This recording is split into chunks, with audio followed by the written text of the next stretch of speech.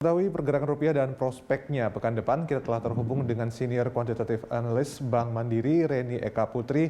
Selamat pagi, Mbak Reni. Selamat pagi, Mas Budi. Iya, Mbak Reni, kita tahu bahwa rupiah ini kembali mengalami pelemahan, saat ini berada di level 14.500. Bagaimana pergerakannya untuk hari ini? Iya, jadi kalau kita pantau untuk sepekan terakhir memang rupiah bergerak di kisaran 14.450 sampai 14.540 per US dollar ya. Jadi berdasarkan pantauan kita di market memang fluktuasi rupiah masih cenderung melemah. Antara lain ini disebabkan oleh risk appetite investor yang memang masih cenderung memilih US dollar sebagai safe haven currency, dan ini terjadi seiring dengan pemulihan ekonomi di Amerika Serikat. Jadi di pembukaan market pagi ini pun kita bisa melihat major currencies dan mayoritas mata uang regional ini juga masih mengalami depresiasi ya terhadap US dollar. Jadi sementara kita lihat juga dari domestik, keluarnya aliran dana asing, kemudian kekhawatiran investor terhadap peningkatan kasus COVID-19 di dalam negeri masih menjadi katalis negatif ya untuk rupiah. Jadi di akhir pekan ini kami memperkirakan rupiah akan bergerak dalam kisaran 14.465 sampai 14.535 per US dollar. Oke, kalau untuk pekan depan sendiri, Mbak Reni, apakah masih dalam tren pelemahan atau bisa rebound? Kalau untuk pekan depan sendiri memang ada beberapa sentimen ya, terutama kita lihat ini adalah berlanjutnya kembali tren penguatan dolar indeks yang saat ini ada di level 92,5. Kemudian kita masih melihat untuk rupiah masih ada kecenderungan untuk bergerak sideways ya pekan depan. Sementara dari sisi sentimen sendiri dalam negeri itu akan ada rapat Dewan Gubernur BI yang diperkirakan akan memutuskan level suku bunga acuan yang juga dapat dicermati oleh pasar. Kalau menurut Bank Mandiri ini masih akan tetap dipertahankan ya di level 3,5%. Kemudian dari eksternal sendiri akan ada beberapa data yang terkait dengan sektor properti di Amerika Serikat yang juga dapat menjadi katalis ya bagi pasar.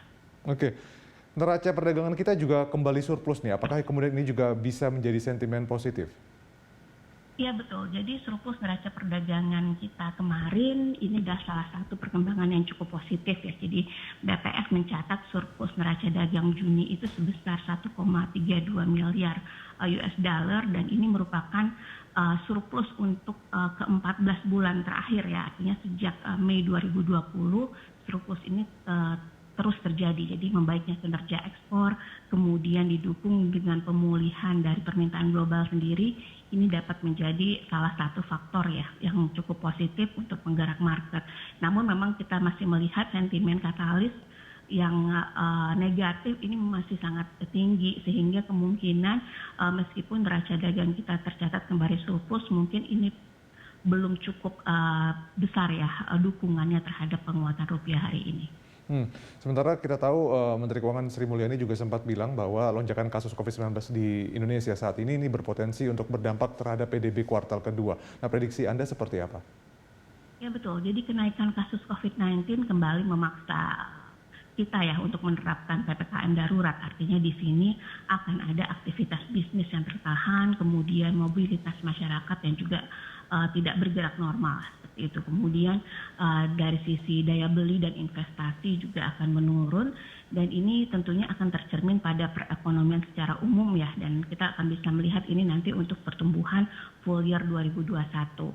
Namun untuk pertumbuhan ekonomi kuartal kedua, kalau kita perhatikan dengan low base effect PDB di tahun 2020, kemudian ada beberapa perbaikan yang juga terjadi selama periode April dan Mei, kita melihat dari sisi pertumbuhan kuartal kedua ini dapat lebih tinggi ya dibandingkan dengan pertumbuhan kuartal pertama.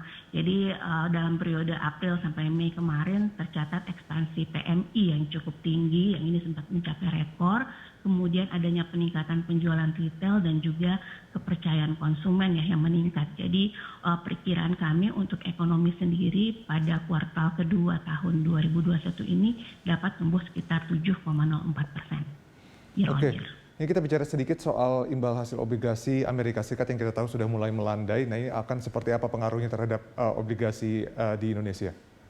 Ya, kita kemarin melihat memang adanya ekspektasi inflasi Amerika Serikat yang tinggi sempat membuat yield obligasi US Treasury ini ke atas ya. Namun dengan perkembangan terakhir di mana tekanan eksternalnya sudah mulai menurun, kemudian The Fed menyatakan bahwa kemungkinan periode inflasi tinggi di Amerika Serikat ini mungkin akan bersifat temporary, ditambah lagi dengan kebijakan The Fed yang mungkin tidak akan terlalu tergesa-gesa untuk mengubah policy stance-nya. Jadi kecenderungan untuk beberapa periode terakhir ini imbal hasil atau US Treasury yield ini mulai cenderung stabil ya, dan kondisi ini juga diikuti oleh sebagian besar yield obligasi global termasuk Indonesia. Jadi yield obligasi acuan denominasi rupiah dengan tenor 10 tahun saat ini tercatat sebesar 6,4%. Dan jika kita bandingkan dengan negara-negara peers, sebenarnya yield obligasi Indonesia ini masih cukup atraktif ya, artinya bisa dapat menarik minat investasi. Jadi dengan prospek suku bunga dan inflasi domestik yang masih terkendali, kita juga masih melihat pasar obligasi ini masih cukup potensial.